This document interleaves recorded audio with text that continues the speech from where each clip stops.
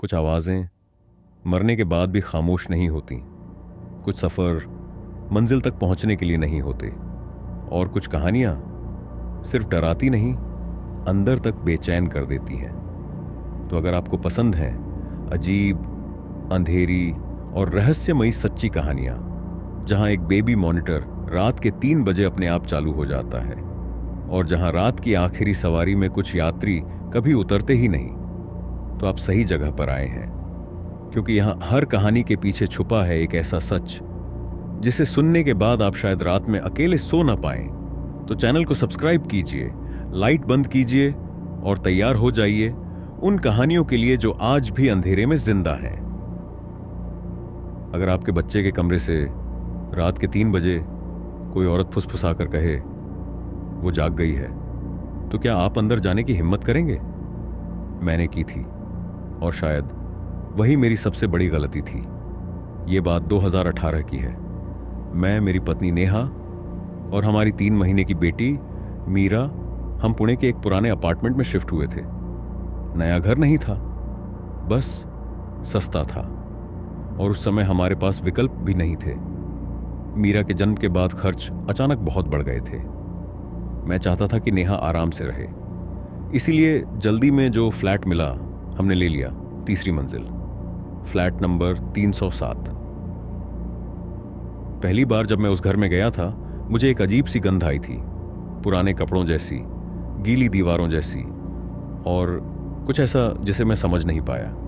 लेकिन मैंने ध्यान नहीं दिया क्योंकि घर शांत था, बहुत ज्यादा शांत, इतना शांत कि रात को अपने ही कदमों की आवाज अजीब लगती थी। पहले 2 हफ्ते बिल्कुल सामान्य थे। नेहा मीरा के साथ व्यस्त रहती, मैं ऑफिस जाता, रात को हम तीनों साथ बैठते, सब ठीक था। कम से कम हमें ऐसा ही लगता था।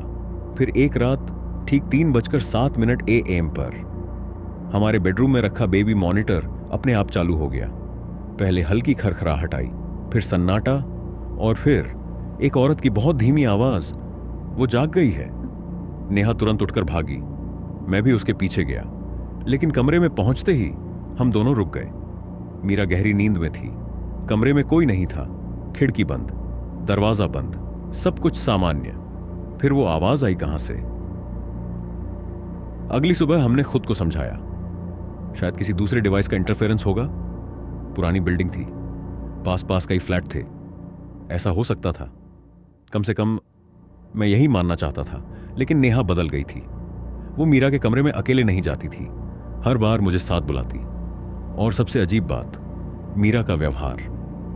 पहले वो रात में आराम से सोती थी, अब हर रात लगभग 3 बजे वो अचानक रोने लगती। ऐसा रोना जैसे किसी चीज से डर गई हो। एक रात नेहा उसे चुप करा रही थी। मैं पानी लेने किचन गया, तभी मुझे लगा कोई मेरे पीछे से गुजरा। बहुत तेज नहीं, बस हल्का सा एहसास, जैसे कोई कंधे के पास से निकला हो। मैंने तुरंत पीछे देखा, कोई नहीं। लेकिन किचन की लाइट धीरे धीरे झपक रही थी। उस रात पहली बार मुझे उस घर में घुटन महसूस हुई। मैंने खुद से कहा थकान है, लेकिन सच ये था मैं डरना शुरू कर चुका था। और मुझे लगता है घर को यह बात पता चल गई थी। अगली रात सब कुछ और बुरा हो गया। लगभग 3 बजे नेहा मीरा के कमरे में थी। मैं हॉल में सो गया था, तभी अचानक उसकी चीख सुनाई दी। मैं दौड़कर अंदर गया। नेहा कमरे के बीचों बीच खड़ी थी, पूरा शरीर कांप रहा था। उसके हाथ में बेबी मॉनिटर था और वो बस सामने लगे बड़े आईने को देख रही थी। मैंने पूछा क्या हुआ, लेकिन वो कुछ सेकंड तक बोल ही नहीं पाई। फिर उसने धीरे से कहा, उसने मुझसे बात की। मेरे शरीर में ठंड दौड़ गई। किसने? नेहा की आंखें भर आईं। उसने कहा, मैं मीरा को देख रही थी, तभी मॉनिटर अपने आप चालू हुआ और एक आवाज आई। मैंने पूछा क्या कहा उसने? नेहा ने मेरी तरफ देखा, फिर बहुत धीरे बोली। उसने कहा पीछे मत मुड़ना। उस समय नेहा कमरे में अकेली थी और उसके पीछे सिर्फ वो बड़ा आईना था। मैंने तुरंत आईने की तरफ देखा, कुछ नहीं था। लेकिन फिर नेहा अचानक मीरा की तरफ देखने लगी। मैंने भी देखा और मेरा गला सूख गया। मीरा, जो कुछ सेकंड पहले सो रही थी, अब पालने में सीधी बैठी थी। उसकी आंखें खुली थीं, लेकिन वो हमें नहीं देख रही थी। वो आईने को देख रही थी और उसके चेहरे पर बहुत हल्की मुस्कान थी। 3 महीने का बच्चा ऐसे नहीं मुस्कुराता। उस रात के बाद नेहा ने आईने पर चादर डाल दी, लेकिन अजीब बातें बंद नहीं हुई, बल्कि और बढ़ गईं। अब हर रात लगभग एक ही समय पर बेबी मॉनिटर चालू हो जाता। कभी सिर्फ सांस लेने की आवाज आती, कभी हल्की फुसफुसाहट, और कभी ऐसा लगता जैसे कोई लोरी गा रहा हो, बहुत धीमे, बहुत टूटे हुए सुर में। एक रात मैंने हिम्मत करके मॉनिटर रिकॉर्ड करना शुरू किया। मैं सच जानना चाहता था। सुबह जब रिकॉर्डिंग सुनी तो शुरुआत में सिर्फ खरखराहट थी, फिर मीरा के रोने की आवाज, फिर नेहा की आवाज, और उसके बाद एक तीसरी आवाज, बहुत धीमी, बहुत पास से। उसे ठंड लग रही है। मेरे हाथ सुन्न हो गए, क्योंकि उस समय कमरे में सिर्फ नेहा थी। मैंने रिकॉर्डिंग नेहा को नहीं सुनाई। मैं उसे और डराना नहीं चाहता था, लेकिन उसी दिन मैंने पहली बार गौर किया, आईने के नीचे फर्श पर छोटे छोटे गीले निशान थे, जैसे किसी ने भीगे पैरों से वहां खड़े होकर लंबे समय तक हमें देखा हो। उस शाम मैं नीचे दुकान पर गया। वहां बिल्डिंग का पुराना चौकीदार बैठा था, बहुत बूढ़ा आदमी। मैंने बस यूं ही उससे पूछा, 307 में पहले कौन रहता था? उसका चेहरा तुरंत बदल गया। उसने मेरी तरफ ऐसे देखा जैसे उसे यह सवाल पसंद नहीं आया।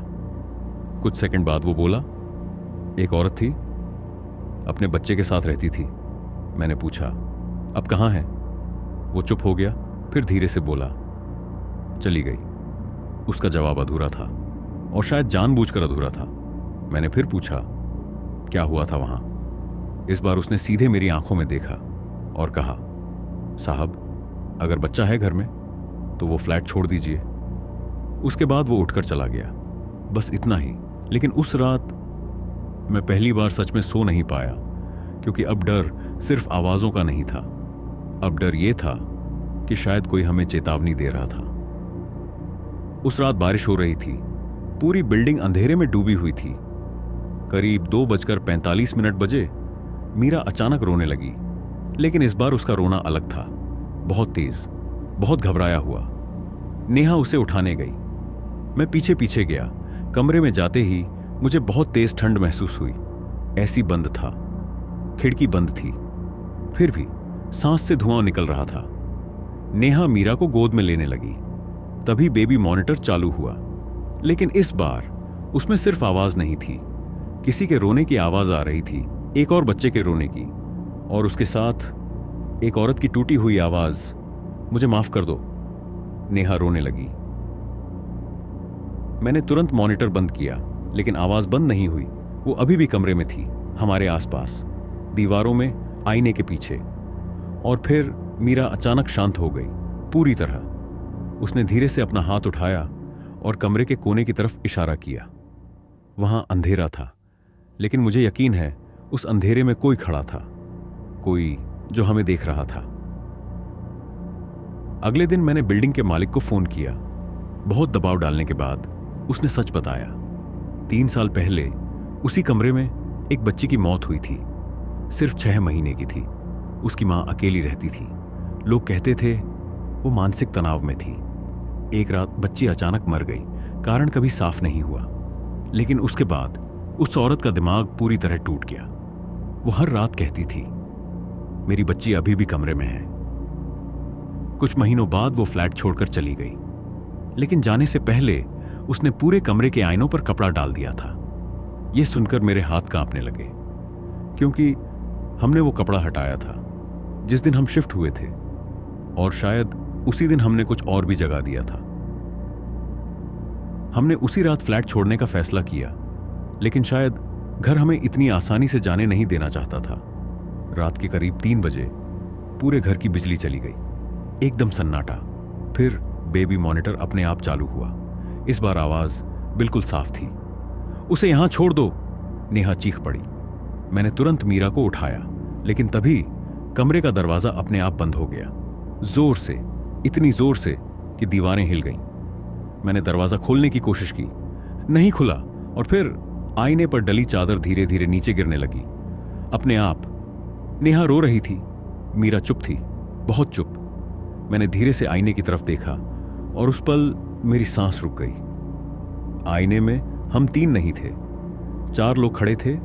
हमारे पीछे एक औरत खड़ी थी, सफेद कपड़ों में, भीगे बाल, और उसकी गोद खाली थी। लेकिन सबसे डरावनी बात, वो हमें नहीं देख रही थी, वो मीरा को देख रही थी और मुस्कुरा रही थी। मैंने पूरी ताकत से दरवाजा खींचा। इस बार वो खुल गया। हम बिना पीछे देखे भागे, सीढ़ियों से नीचे, बारिश में, सड़क तक। उस रात हम होटल में रुके और अगले ही दिन हमने वो फ्लैट हमेशा के लिए छोड़ दिया। लेकिन कहानी वहीं खत्म नहीं हुई, क्योंकि जाने से पहले मैं आखिरी बार कमरे में अपना सामान लेने गया था। दिन का समय था, धूप थी, सब सामान्य लग रहा था। मैंने जल्दी जल्दी बैग उठाया, फिर बाहर निकलने लगा। तभी बेबी मॉनिटर अपने आप चालू हुआ। मैं जम गया। धीरे धीरे उसमें खरखराहट आई। फिर वही औरत की आवाज, बहुत धीमी, बहुत टूटी हुई। वो अभी भी मुझे देखती है। और उसके तुरंत बाद एक बच्चे की हंसी सुनाई दी। मीरा की नहीं, किसी और की।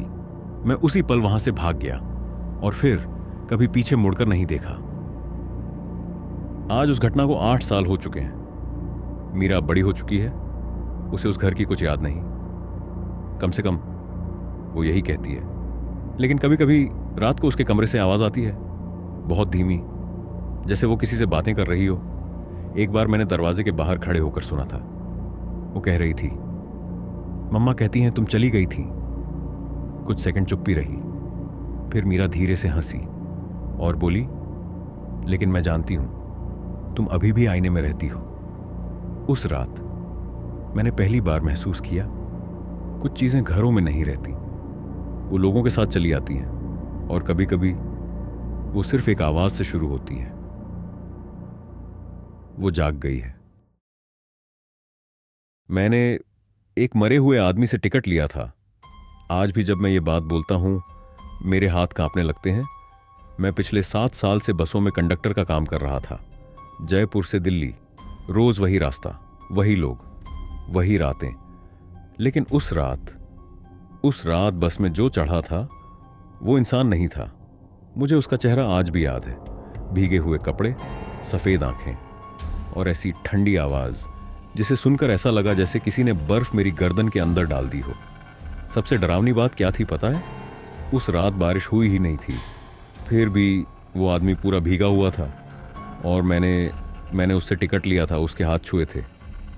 अगर आप रात में सफ़र करते हैं तो मेरी एक बात हमेशा याद रखना, कभी भी बस की आखिरी सीट की तरफ बार बार मत देखना, क्योंकि कभी कभी वहाँ कोई ऐसा बैठा होता है जो चढ़ा तो होता है लेकिन दिखता नहीं। उस रात दिसंबर की ठंड बहुत ज्यादा थी। करीब 10:30 बजे हमारी प्राइवेट बस जयपुर से दिल्ली के लिए निकली। बस लगभग फुल थी। कुछ लोग सो चुके थे, कुछ मोबाइल चला रहे थे, एक परिवार बच्चों को संभाल रहा था। ड्राइवर सुरेश गाने चला रहा था धीमी आवाज में। सब बिल्कुल सामान्य था। मैं टिकट चेक कर रहा था, तभी एक बुजुर्ग आदमी ने मजाक में कहा, भाई साहब, रात वाली बसों में भूत वूत तो नहीं चढ़ते? पूरी बस हल्का सा हंसी। मैं भी हंस दिया, लेकिन ड्राइवर सुरेश ने तुरंत शीशे में देखकर कहा, मजाक मत करो ऐसी चीजों का। उसकी आवाज अचानक गंभीर हो गई थी। मैंने पूछा, क्या हुआ? उसने बस इतना कहा, कुछ रास्ते रात में अच्छे नहीं होते। उस समय मुझे लगा वो बस डराने की कोशिश कर रहा है। काश मैं उसकी बात मान लेता। करीब 12 बजे हम हाईवे पर काफी अंदर आ चुके थे। बाहर धुंध थी, इतनी घनी कि सड़क बस हेडलाइट जितनी ही दिख रही थी। तभी मुझे पहली बार एहसास हुआ, आज रास्ता कुछ ज्यादा ही शांत था, बहुत ज्यादा शांत। करीब 12:40 हुए होंगे। हम एक छोटे से सुनसान बस स्टॉप के पास पहुंचे। वो जगह हमेशा खाली रहती थी। वहां कोई चढ़ता नहीं था, कोई उतरता नहीं था, लेकिन उस रात वहां कोई खड़ा था। मैंने सबसे पहले उसकी परछाई देखी। बस की हेडलाइट जैसे ही उसके ऊपर पड़ी, मेरा दिल अजीब तरह से धड़कने लगा। वो आदमी बिल्कुल सीधा खड़ा था, हिल भी नहीं रहा था, ना हाथ ना सिर, बस खड़ा था। सुरेश ने धीरे से कहा, इतनी रात में यहां कौन मिलेगा? मैंने सीटी बजाई और बस रुक गई। दरवाजा खुला और वो आदमी धीरे धीरे अंदर आया। उसके जूते से पानी टपक रहा था। टक टक टक। पूरी बस में वही आवाज गूंज रही थी। मैंने बाहर देखा, सड़क सूखी थी, आसमान साफ था, बारिश कहीं नहीं थी। फिर वो भीगा कैसे था? उसने सिर झुकाकर कहा, दिल्ली। बस एक शब्द, इतनी ठंडी आवाज, जैसे किसी खाली कमरे में हवा बोल रही हो। मैंने टिकट काटा। उसने पैसे दिए। उसके हाथ बर्फ जैसे ठंडे थे। मैं सच कह रहा हूं, इतने ठंडे हाथ मैंने कभी नहीं छुए। उसने टिकट लिया और बिना किसी को देखे सीधे आखिरी सीट पर जाकर बैठ गया। बस फिर चल पड़ी।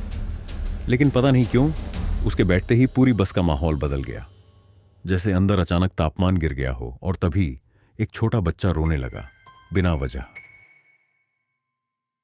करीब 10 मिनट बाद मुझे एक अजीब सी बदबू आने लगी।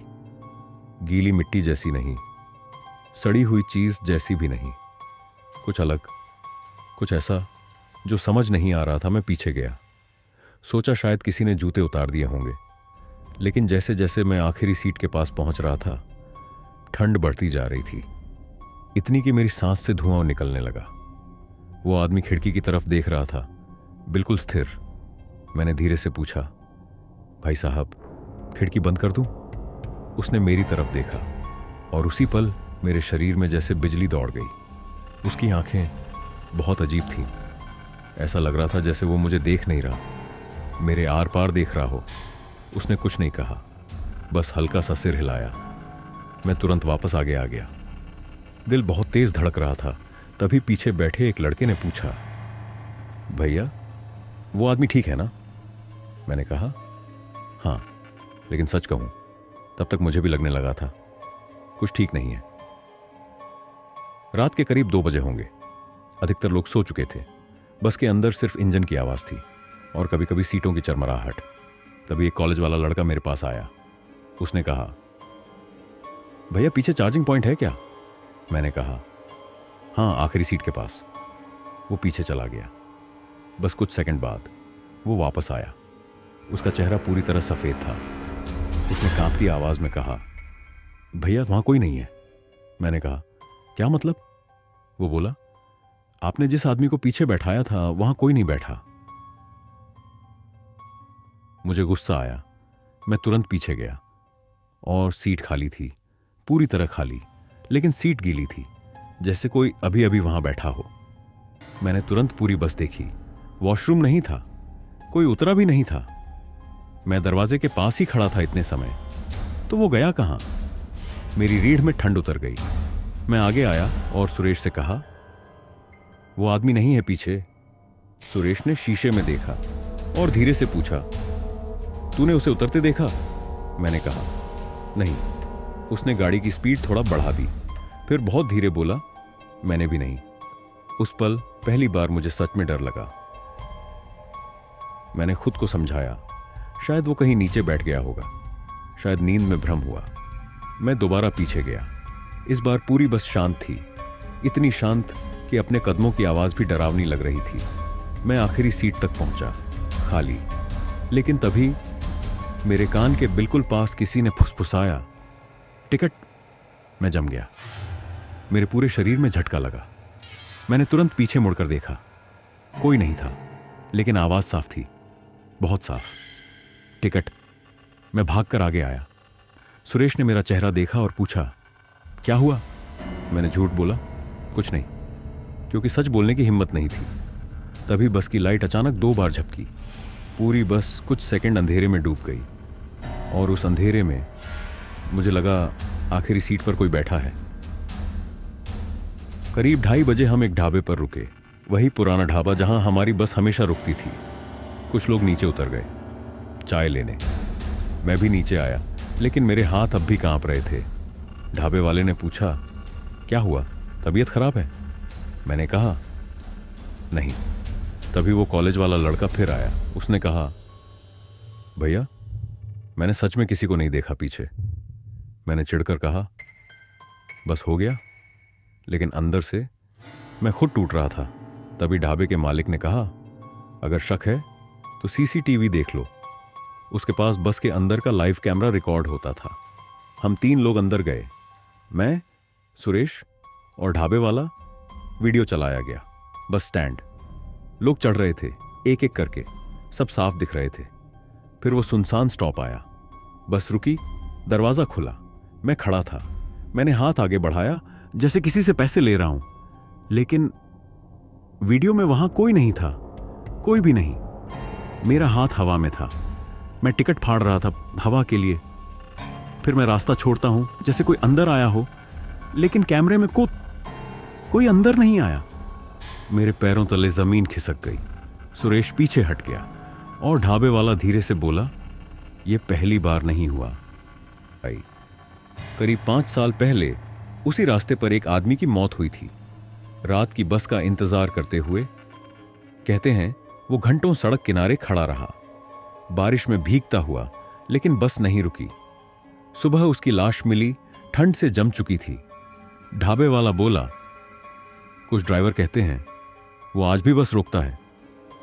मुझे लगा वो हमें डराने की कोशिश कर रहा है, लेकिन तभी उसने एक और बात कही, जो उसे देख लेता है वो दोबारा रात की ड्यूटी नहीं करता।